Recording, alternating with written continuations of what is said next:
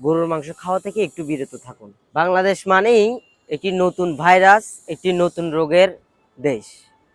আমাদের দেশে প্রতি বছরই খোঁজ করা হয় নতুন কোন ভাইরাস আসছে, ওই ভাইরাস নিয়ে সমালোচনা করা। এখন নতুন একটি ভাইরাস বের হয়েছে, অ্যানথ্রাক্স, যেটি গবাদি পশু পাখি থেকে মানুষে ছড়িয়ে পড়ছে। চুলকানি, চর্মরোগ, জ্বর, সর্দি, কাশি, এছাড়াও পা ফুলে যাওয়া, হাত ফুলে যাওয়া, পুরো শরীর ব্যথা করা, হাড্ডিতে ব্যথা করা, এগুলো নিয়ে আরও কত সতর্কতা জারি করা হয়েছে। আসলে এই রোগটি হচ্ছে গরুর মাংস থেকে মূলত। রংপুরের কিছু কিছু না, রংপুরের 100 থেকে 90% গরুই এই রোগে আক্রান্ত। তো ওইখানে কি করে, ওরা গরুগুলো জবে করে বিক্রি করতেছে। ওই গরুর মাংস খেয়েই ওই ওই জেলার অনেক মানুষ অলরেডি আক্রান্ত।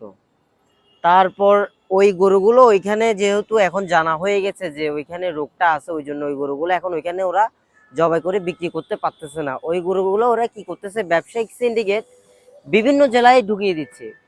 চট্টগ্রামে, কক্সবাজারে, বিভিন্ন জেলায়, ঢাকায় ঢাকায় ওরা জবাই করে এগুলো বিক্রি করতেছে।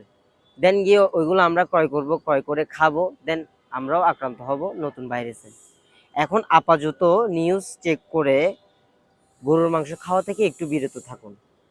আপনার জন্য ভালো হবে, আমার জন্য ভালো হবে, সমাজের জন্য ভালো হবে। ভিডিওটি শেয়ার করে সবাইকে জানিয়ে দিন। ভাইরাস থেকে মুক্ত থাকুন, সুস্থ থাকুন। ধন্যবাদ।